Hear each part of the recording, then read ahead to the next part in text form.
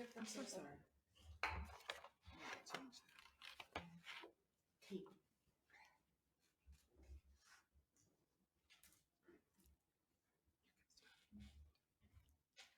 Hello, good evening. My name is Pauline.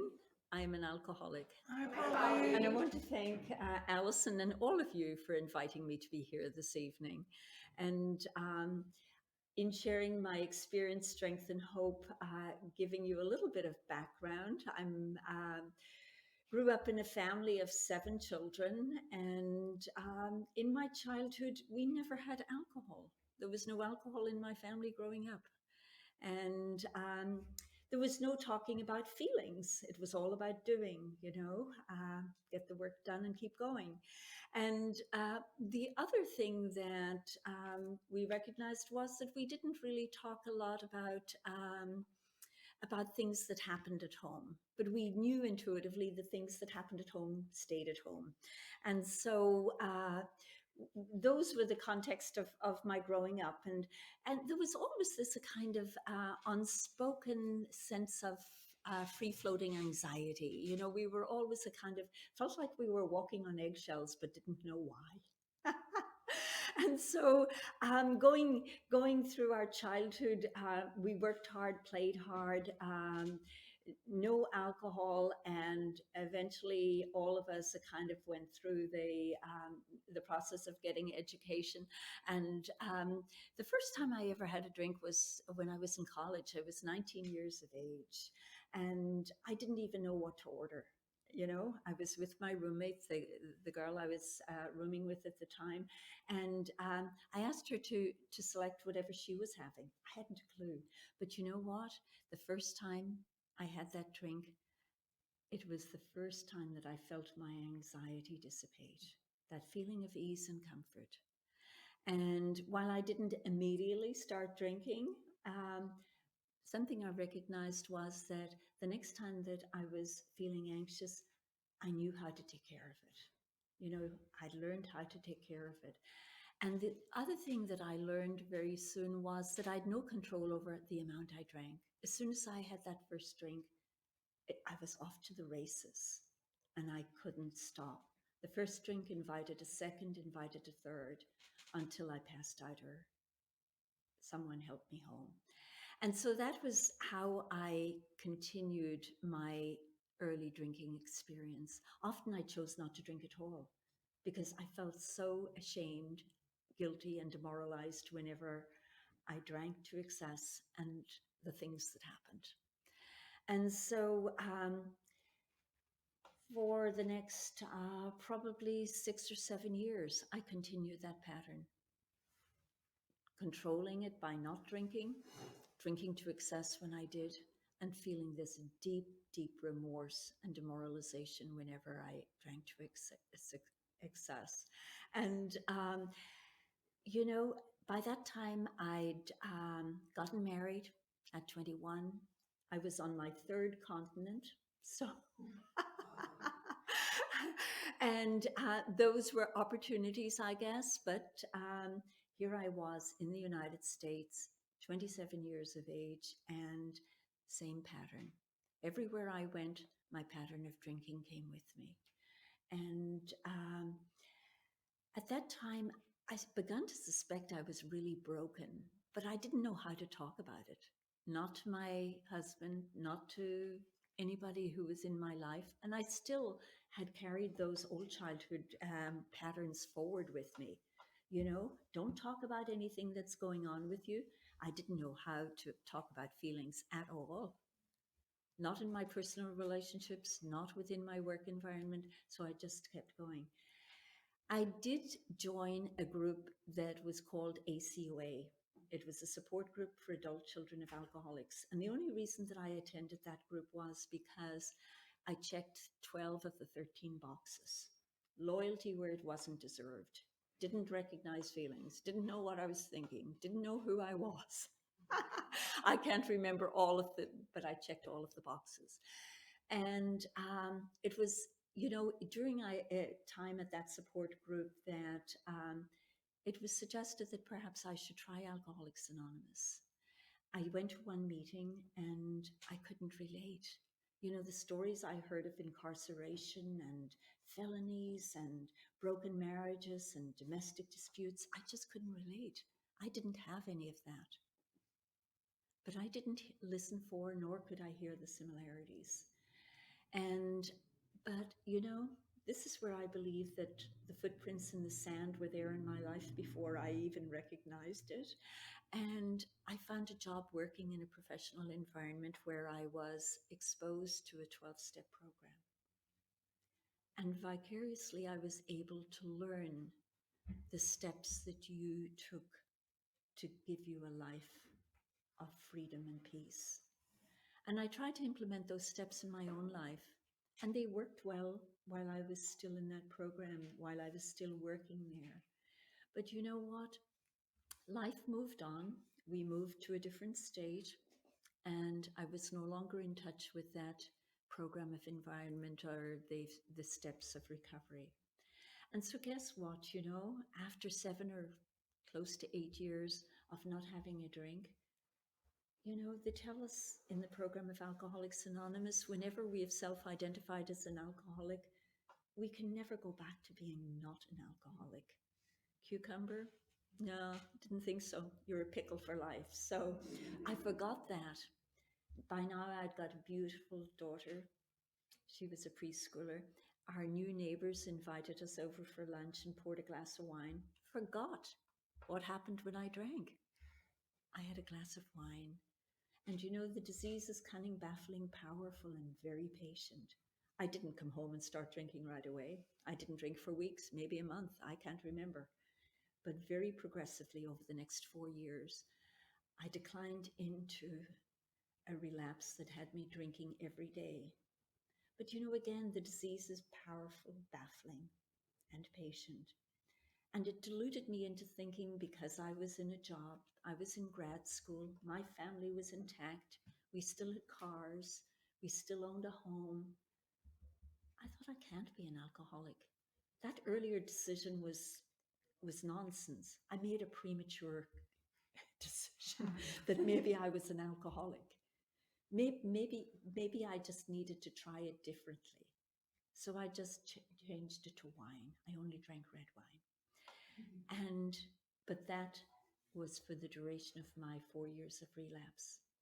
And during those 4 years, I encountered demoralization that I didn't ever know existed. I drank with my daughter in the car.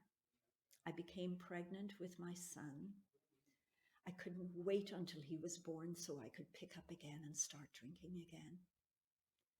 And I continued that until he was 3 years of age.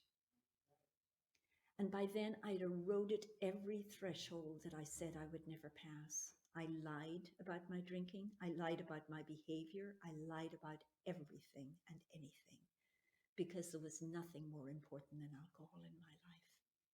That was my God. I didn't have a God in my life then. I didn't have anything. I just had alcohol in me. My world had gotten so small. And yet the delusion that I had was that I was normal. On the outside, things looked good. Inside, I was dead.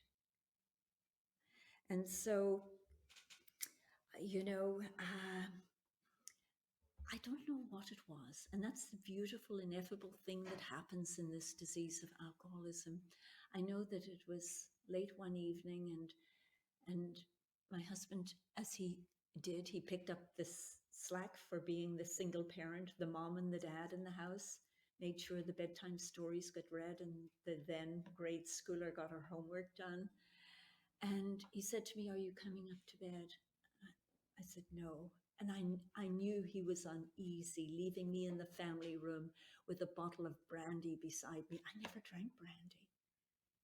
To him, it was just one more threshold that I had surpassed. And but something happened after he went to bed, and I walked to the phone and I looked at the yellow pages, so you know where I am. I found the phone number for Alcoholics Anonymous, and I told them I needed to find a meeting, that I was an alcoholic. And that was the first time that I'd ever said those words out loud. And I was directed to a women's meeting on Tuesday morning over at Belred Road. And it was there that I met women who had what I wanted. They were living a life of happy, joyous, and free. Yeah, life situations were happening. They talked about their husband having died recently and the other problems that they were having in life. But it didn't mean they drank. And they told me that. They told me I didn't need to drink again. They told me I didn't ever need to be alone. And they told me there was a better way to live. And for that, I'm so eternally grateful. And then one of them said, until you find a sponsor, I will be it. And for the next 20 years, she was my sponsor. And for that, I'm so grateful because she told me what I needed to hear and not what I wanted to hear. She took me through the 12 steps of Alcoholics Anonymous. You know, trust God, clean house, and work with others.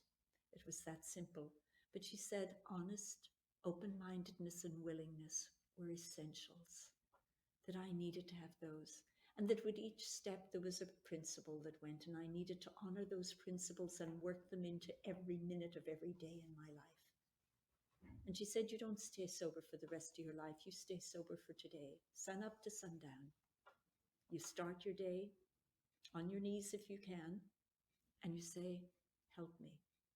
And at night you say, thank you. And anything else that comes to mind in between. And it was the cleaning house that really got me to look at who I was and what I was. And what I could be or wanted to be. And every day I still do that. 10th, 11th step or a kind of, that's where it all happens. That's where the what hits the fan, you know. That's where I learn how I need to change what happened today so that tomorrow can be different. And for that, I am so incredibly grateful. And today, my grandchildren are the same ages that my children were whenever I came into the rooms. They haven't seen me drink. I hope they never will. But they do see me present, not only physically present. I'm there to listen to them. I'm there to hear what they have to say. And for me, that is such a gift. And my grown children, son and daughter, they have learned to trust and to have an open, honest relationship with me. And I've been able to make living amends to my now ex-husband. And I make living amends on a daily basis by being the best ex-wife I can be, by being the best person I can be. And I'm a worker among workers, newly retired. So now I'll be a service worker among service workers. And that's what you've taught me to do. That's what the Alcoholics Anonymous program has given me. It's given me a life beyond my wildest dreams, you know. And for that, I am so incredibly grateful. And I'll just circle back a little to the 7 kids that we grew up together, not talking about feelings, not talking about what was going on at home. And 6 of those 7 don't drink. 4 of them are active members in the program of Alcoholics Anonymous. And every week on our Zoom call, because they were all scattered over the world, you know, we've grown in understanding and effectiveness. We speak about our primary purpose. We don't always talk program, but program lives and breathes in each one of us, in how we live our lives and how we carry that healing and that recovery into the next generation. And who knows, you know, some of our kids or grandkids, they might need this program. 87 years later, we don't want it to screw up. So whenever I go to my home group every morning at 6 a.m., for those of you on the East Coast, it's 9 o'clock. That works better.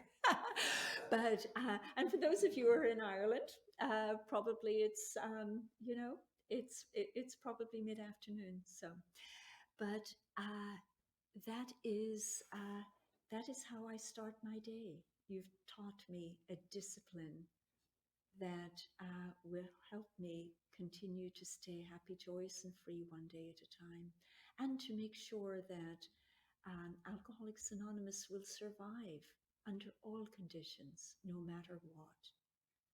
And whenever we read the responsibility pledge as part of my morning meeting closing, I am responsible when anywhere anyone reaches out. I want the hand of AA always to be there. And for that, I am responsible. Thank you for letting me share. Thanks, Pauline.